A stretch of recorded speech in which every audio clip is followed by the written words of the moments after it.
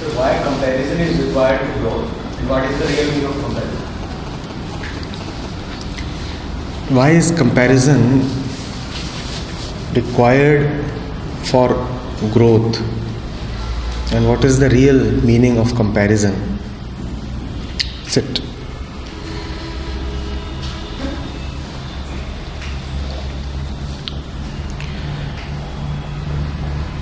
As we look at the world,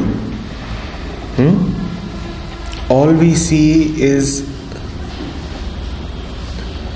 things, objects, materials, and everything that we see with our eyes or think of with our mind has a definite shape, size, and other characteristics, right?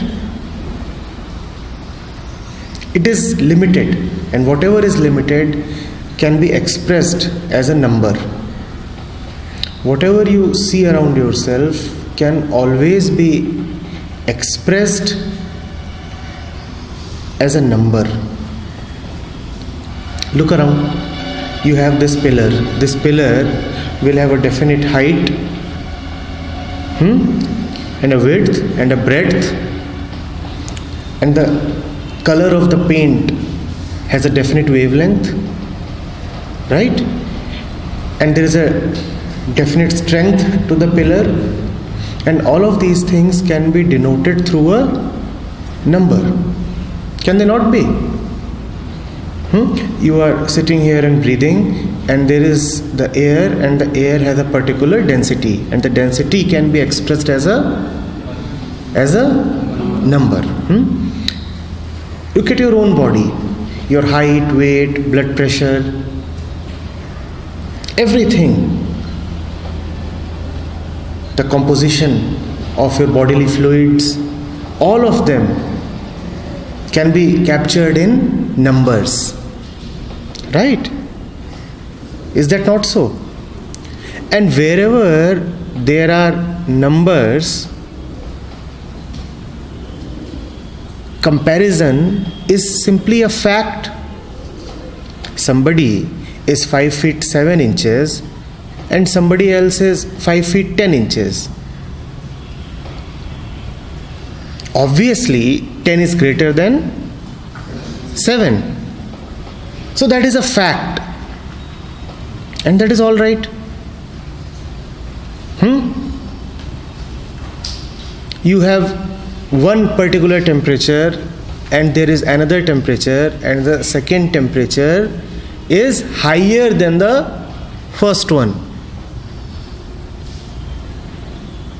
So the world that we live in is a world of comparison because it is a world of definite material shapes, sizes, and other properties, all material. Is that clear? So comparison as a fact is all right. In fact, it is inevitable. Comparison is inevitable. There is nothing wrong with comparison. The sun rises at one particular time today, and tomorrow the sun is going to rise a minute earlier. And that is all right. It is a matter of knowledge. It is a matter of knowing. The size of the Indian Ocean is less than the size of the Pacific Ocean. That is all right. This is when comparison is merely a fact. There is nothing wrong with comparison. What is comparison? Merely a fact. 70 is greater than 65. This is just a fact. It's okay. And in the world, everything is a number, is it not? In this world that we live in, everything is a number. So comparison is just a fact. But comparison can also become a psychological disorder. It can become a disease of the mind. How? You'll have to be very attentive. When you look at yourself, there is height, weight, breathing rate, the rate of your heartbeats, the complexion of your skin, the width of your shoulders. And all of these things can be expressed in numbers. Can they not be? Tell me, can they not be? If you go to a doctor, do you know how many numbers he can write about you? More than you can probably imagine.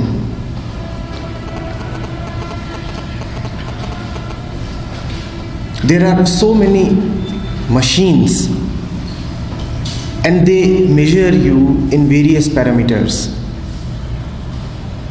And your body can be totally sized up in numbers.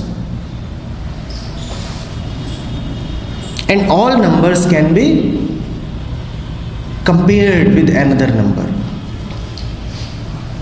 But can any doctor, any laboratory, any pathology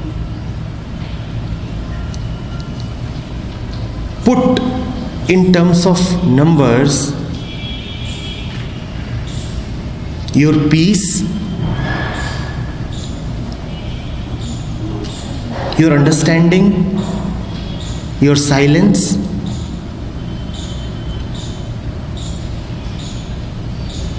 your attentiveness, your love? Is it possible to put all these things in numbers? It is not possible.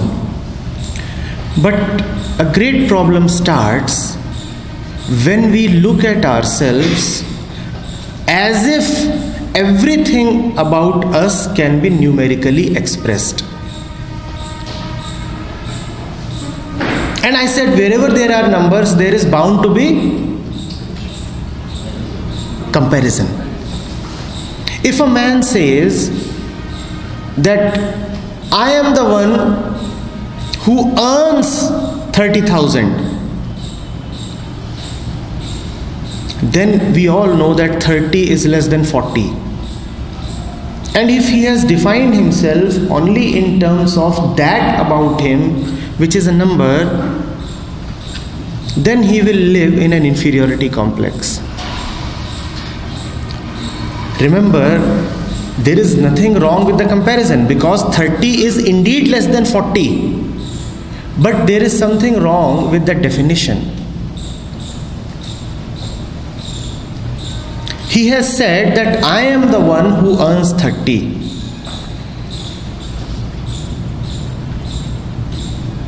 Are you getting it?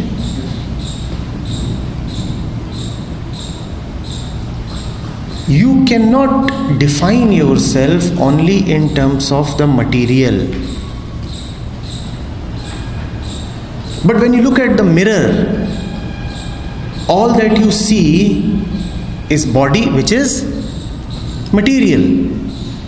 When you look at yourself in the mirror, everything that you see is a number. Is it or is it not? Or a surgeon can open up your body and even there everything that will be seen will be a number. Will it be not? The length of your intestines, is it not a number? Is it not a number? It is a number. So when you look at yourself with these eyes, you will only see numbers, and wherever there are numbers, there is bound to be comparison, and where there is comparison, there will be one higher and one lower. If A and B are compared, one is bound to be higher, one is bound to be lower. The moment you are declared lower, you will not feel good about yourself. And you will always be lower compared to something else. You might be a bodybuilder, but the size of your biceps will always be less than the size of somebody else's biceps. Is that not so? So comparison, which is just a fact in the material world, becomes a disease of the mind when applied to the essence of human beings. When one human being looks at himself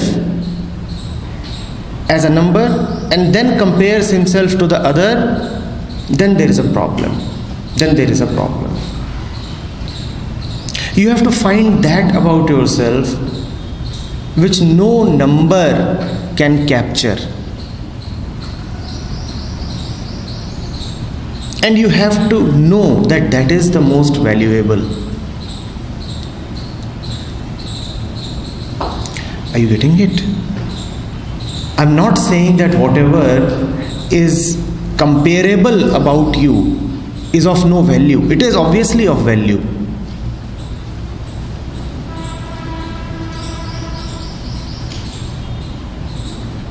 So you have your BP, diastolic, systolic, and they have to be compared to a particular benchmark in order to know whether your heart is all right or not.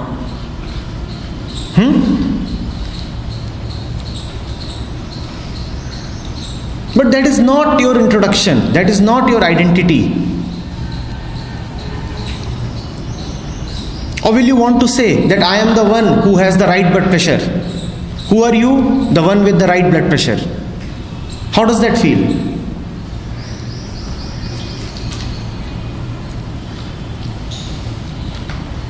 Are there things about you that are not really things?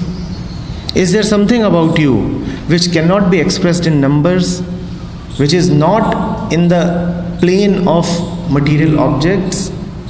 That is the really valuable thing, and unless you are valuing that, living close to that,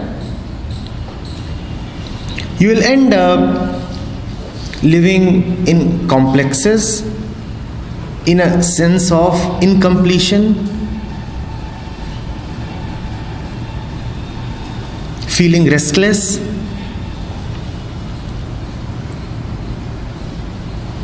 My house has 2 stories. The neighbor's house has 3. Comparison. My car is 10 lakhs. The other one's car says 15 lakhs. Comparison. And the fellow knows no other way to look at himself. That is how he measures the worth of a human being, by the size of his car.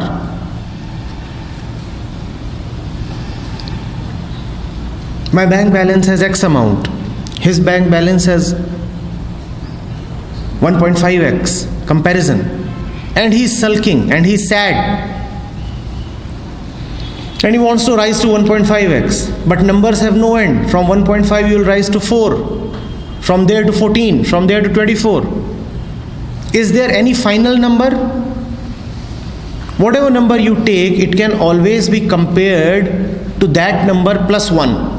And you will find that that number is small. Do you see how such a direct and simple thing as comparison can quickly become your neurosis? You know what neurosis is, a mental disease. And most of us live in this mental disease.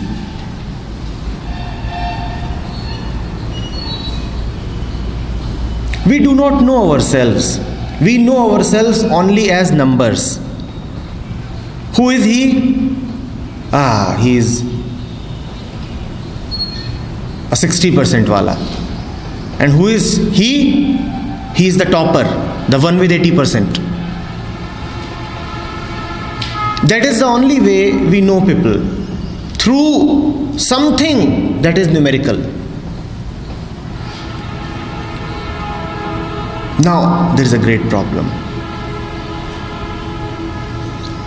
Know yourself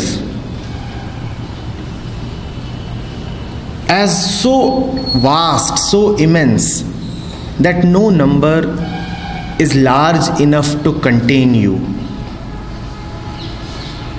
Are you getting it? I am not saying that comparison is bad. I am not at all saying that.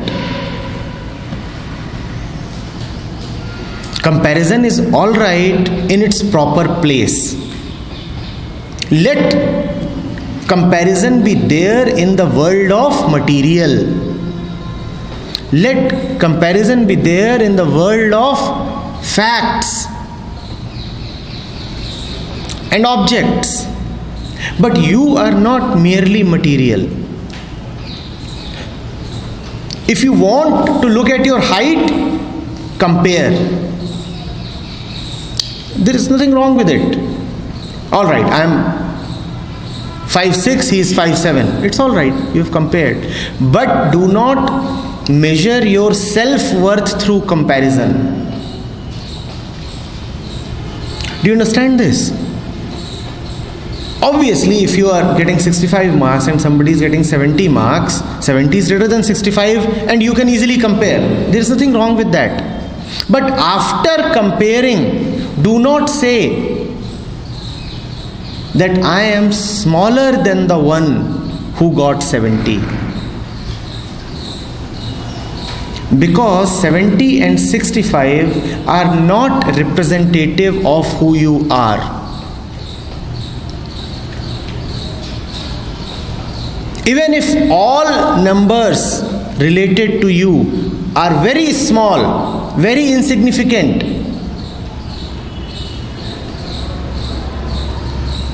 you are still wonderful, unique, perfect and special. Your numbers might be terribly bad. Compare them and boldly declare that my numbers are bad. Your body might be sick, and when the body is sick, then all the machines in the lab will tell you that, your numbers will be bad. In fact, when the report will come from the pathology, you will see that he has marked things in red. How does he mark things in red? By comparing your numbers. So what is your white cell count? He looks at that and he knows that there is a problem. It's all right. The body is sick as the numbers suggest, but the mind is not sick.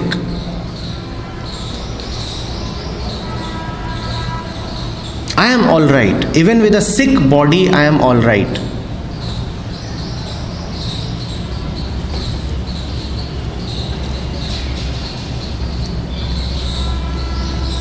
So you should know both. You should know the proper place of comparison in life. You must always know that. For example, you solved a problem in mathematics on your own. And it's wonderful when you apply your mind to something and give it your attention and solve a problem in mathematics. And you solved it. And then somebody comes up and says, mate, I have a method for solving this problem which appears better, shorter and more efficient to me. Do look at his method. Do look at his approach. And do compare. Comparison is all right. Comparison is all right. Do not then say that why should I compare? Comparison is bad. No, comparison is not bad. Compare. But also know that your power to understand is not a digit, not a number, and there is no point comparing it. That within you which realizes is not to be compared, not to be talked about. So even when you look at somebody else's method, let that not be a judgment upon you. Yes, comparably, your method is better, but that does not mean that you are better and I am inferior. Your method is better, your marks are higher, but that does not mean that I am inferior. I am not denying that your marks are higher. Obviously they are higher. I am not denying that your house is bigger. I am not denying that more people know you. But that does not mean that there is something wrong with me. High number or low number, or no number at all, I am immeasurable. I cannot be measured. No yardstick can measure me up, size me up. Nobody can take my stock. Have that internal sureness within you. Go out boldly into the world. See where you stand and compare. Compare boldly without fear.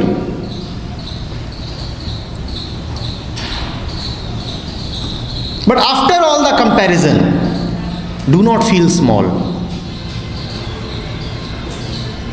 Because you are not merely the material.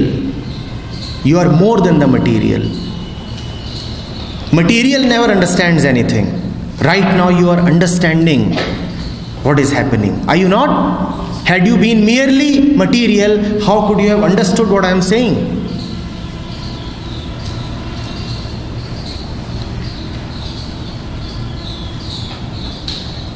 You talked about growth.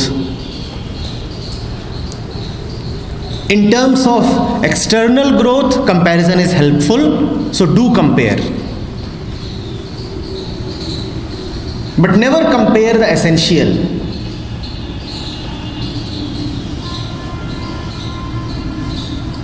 That would not be growth. You are underweight and you are taking medication to increase your weight. Keep comparing your weight with the last reading.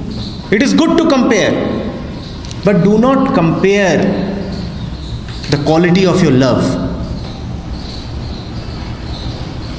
Do not compare your intrinsic value. They are things to be compared. No growth ever is needed there. Growth is needed on the outside, and on the outside, hence comparison is fine. But on the inside, no growth is needed because you are already perfect.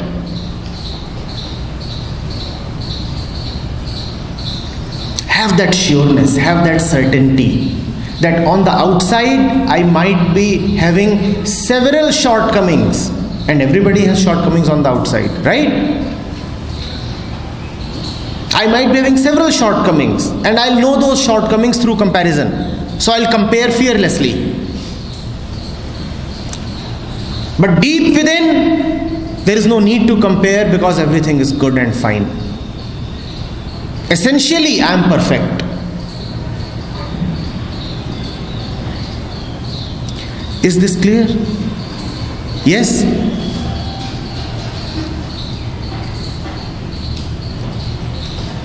Yes, I did not pass a particular exam. So I can compare myself with those who passed. I can look at their answer sheets. I can look at how they have approached the whole thing. Compare yourself. But failure in examination does not mean that you do not have the ability to understand. The ability is there. A perfect ability is there. It is just that you did not allow the ability to take expression. Only expressions can be compared. Ability is incomparable, it is immeasurable. It is so vast and immense that there is no point trying to compare it. And you do not even know how able you are. Most of you have no sense of your great abilities. We live in a needless inferiority. Do you know how strong, capable, powerful and able you are? You do not know. You only have an idea of yourself, a concept of yourself, which is mostly a borrowed concept. And that concept tells you that you are limited, small and petty.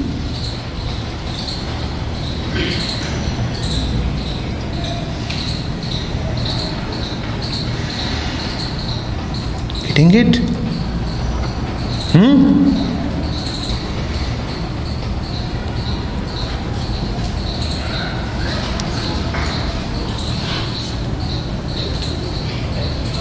Yes?